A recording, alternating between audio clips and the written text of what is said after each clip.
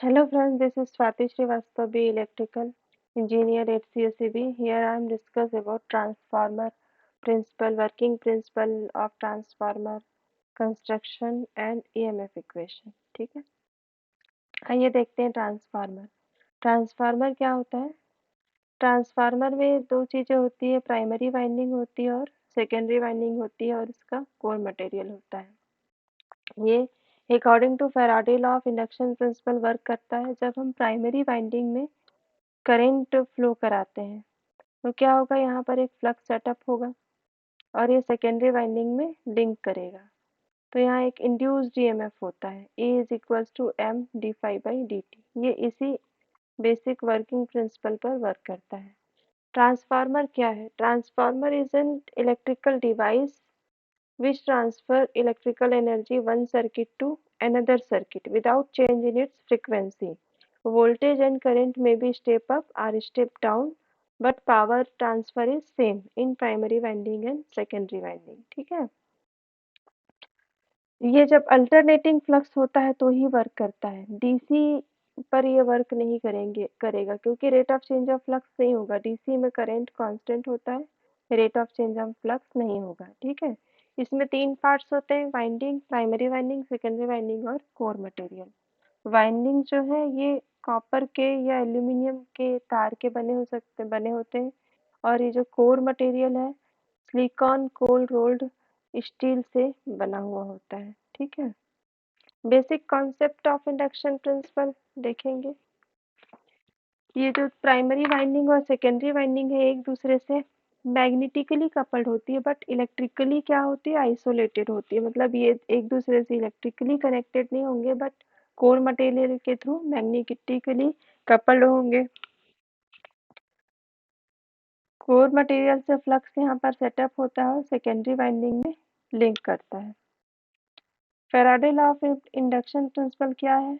जब कोई कॉइल जो है इसमें करंट फ्लो होता है तो आई number of turns into I के कारण एक ईएमएफ जनरेट होता है, एमएमएफ जनरेट होता है। और अगर हम दूसरी कॉइल को उसके पास में लाते हैं तो उसमें भी rate of change of flux होता है, जिसके कारण सेकेंडरी वाइंडिंग में भी म्यूचुअल इंडक्शन के कारण एक ईएमएफ जनरेट हो जाता है।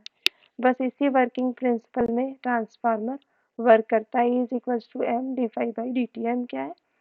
Mutual induction constant.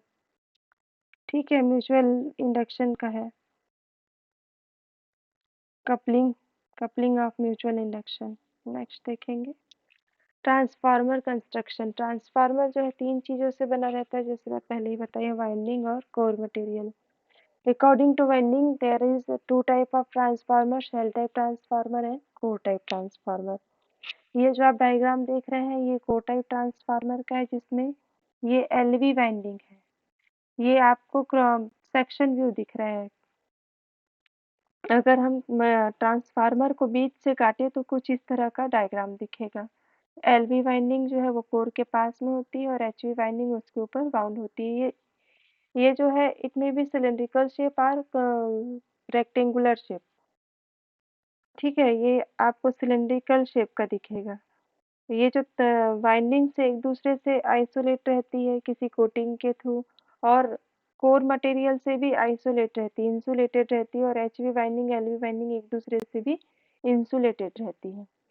इनके बीच में पेपर, माइका, इस टाइप का इंसुलेटिंग मटेरियल यूज किया जाता है ताकि एक दूसरे से कांटेक्ट में ना आए।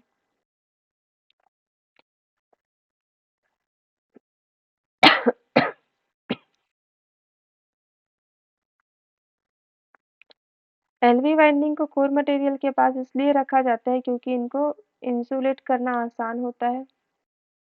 उसके ऊपर एचवी वाइंडिंग को बाउंड किया जाता है विथ इंसुलेशन। ठीक है, शेल टाइप ट्रांसफार्मर में देखेंगे। शेल टाइप ट्रांसफार्मर ई और आई टाइप के कोर मटेरियल से बना रहता है। इसमें जो है LV winding in the form of disc होती है, जैसे डिस्क रहेगा वैसे ही एलवी वाइंडिंग एक दूसरे के ऊपर बाउंड अप रहते हैं। एलवी वाइंडिंग जो है वो कोर के पास रहेंगे। एलवी वाइंडिंग आप देख सकते हैं कोर मटेरियल के पास है because of insulation. HV winding बीच में है, लाइक सैंडविच स्ट्रक्चर। ठीक है,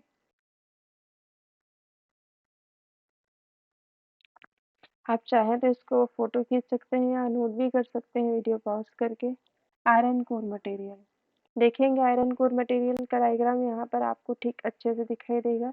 ये कोर है, ठीक है, आप देख सकते हैं कोर जो है एक दूसरे से स्ट्रिप्स के फॉर्म में कटे हुए हैं। कोर मटेरियल स्ट्रिप्स के फॉर्म में है।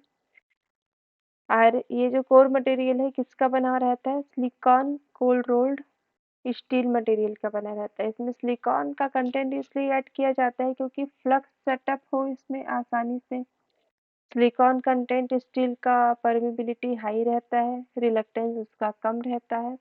और इस कोर मटेरियल को स्ट्रिप्स के फॉर्म में काटने का रीज़न ये है क्योंकि इसमें हिस्टेरेसिस लॉस या एडी करेंट लॉस ज़्यादा ना हो। सिलिकॉन स्टील से तो हिस्टेरेसिस लॉस नहीं होगा, स्ट्रिप्स के फॉर्म में काटने से क्या होगा? एडी करेंट लॉस कम होगा।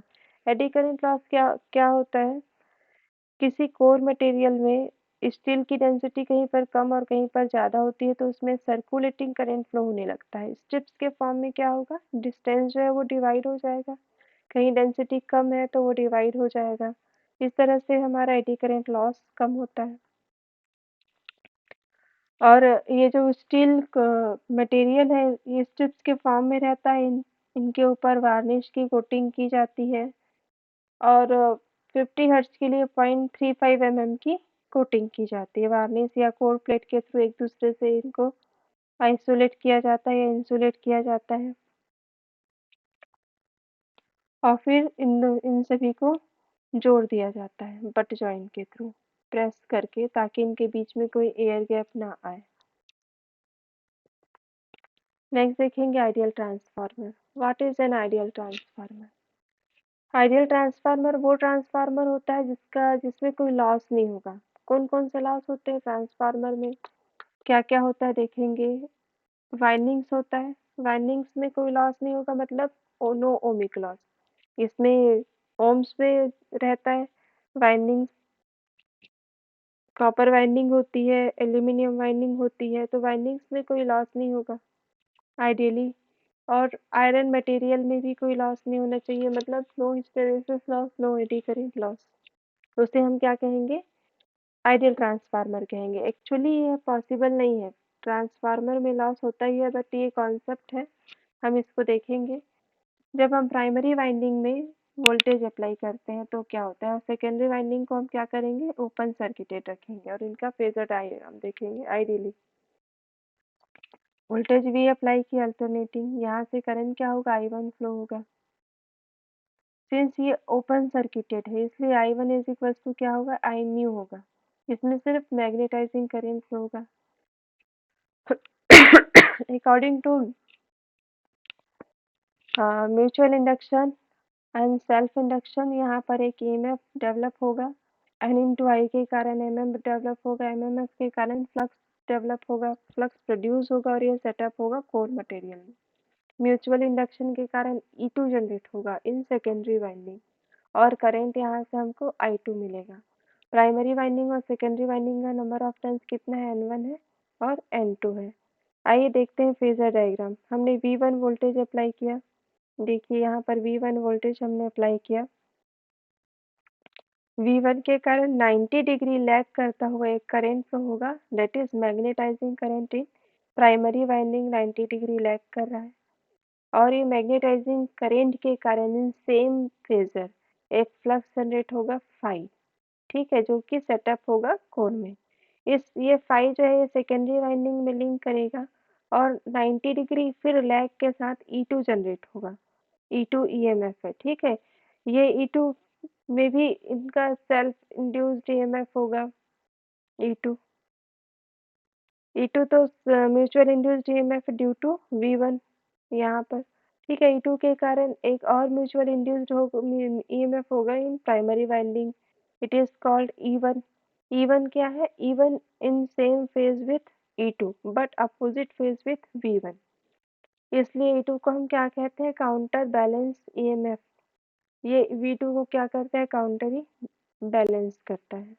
इसमें फेजर डायग्राम देखेंगे, ये वाला V1 हमने अप्लाई किया 90 डिग्री लैग पर, मैग्नेटाइजिंग करंट फ्लो हुआ।